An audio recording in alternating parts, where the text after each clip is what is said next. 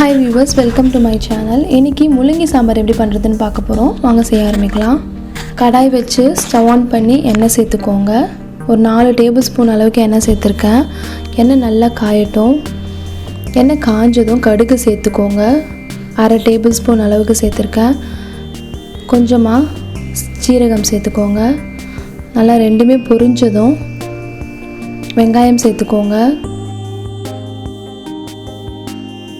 நான் 2 பெரிய சைஸ் வெங்காயம் நறுக்கி சேர்த்துருக்கேன். நல்லா கோல்டன் ப்ரௌன் ஆகிற வரைக்கும் வதக்கிக்கோங்க. இப்போ நான் கருவேப்பிலை சேர்த்துருக்கேன். சேர்த்து நல்லா வதக்கி விட்டுக்கோங்க.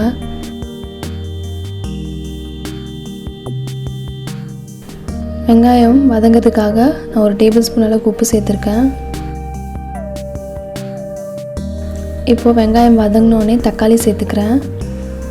ஒரு பெரிய சைஸ் தக்காளி கட் பண்ணி சேர்த்துருக்கேன். இதையும் நல்லா வேகிற வரைக்கும் நல்லா வதக்கிக்கோங்க. தக்காளி இது மாதிரி மேஷ் பண்ணி விடுங்க. நான் மூடி போட்டு வைக்கிறேன் தக்காளி வேகிறதுக்காக ஒரு 2 நிமிஷம் மீடியம் ஃப்ளேமில். இப்போ பார்த்தீங்கன்னா தக்காளி வெங்காயம்லாம் வதங்கி தக்காளிலாம் நல்லா சாஃப்டாக வதங்கிடுச்சு. இப்போ நான் முள்ளங்கி சேர்த்துக்கிறேன். முள்ளங்கி இந்த மாதிரி நல்லா மெலிசாக கட் பண்ணி சேர்த்துக்கோங்க. தடியாக கட் பண்ணிட்டிங்கன்னா வேகாது சீக்கிரம்.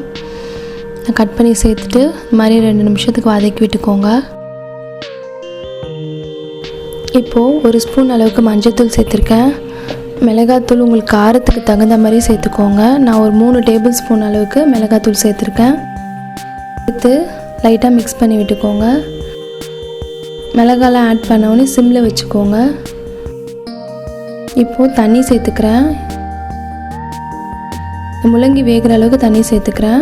சேர்த்து ஒரு தடவை மிக்ஸ் பண்ணி விட்டுட்டு உப்பு கரெக்டாக இருக்கான்னு பார்த்துக்கோங்க. கம்மியாக இருந்தால் உப்பு போட்டுக்கோங்க. போட்டு மிக்ஸ் பண்ணி விட்டுட்டு மூடி வச்சுருங்க.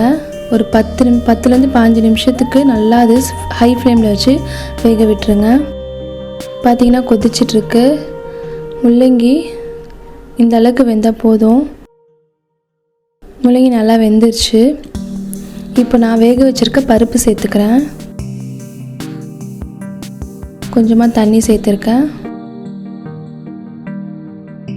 உங்களுக்கு சாம்பார் தண்ணியாக வேணும்னா அதுக்கேற்ற மாதிரி தண்ணியாக ஊற்றிக்கோங்க.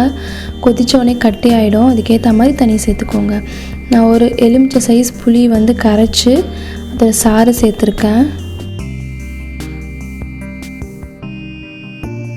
சேர்த்துட்டு கலந்து விட்டுக்கோங்க. கொஞ்சமாக கொத்தமல்லி இலை சேர்த்துட்டு நல்லா மிக்ஸ் பண்ணி விட்டுக்கோங்க.